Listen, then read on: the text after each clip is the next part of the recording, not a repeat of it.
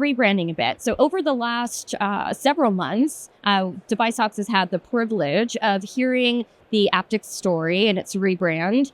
And I want to, if you could just kind of touch on that experience, why you started the rebranding process, which is quite a risk, and where we are today and what that looks like.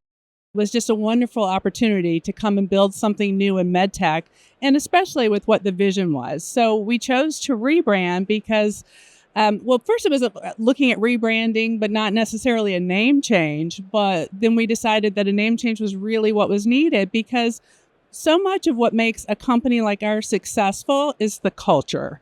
And so bringing everyone along together with who we now are was critical. So that's what set us down the path of doing not just a rebrand, but a new name.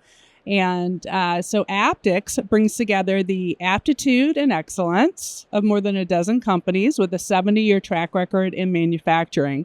And, it really represents the vision of what we want to be, because it is a big, bold name. But at the same time, it honors the legacy of all the companies that have come before.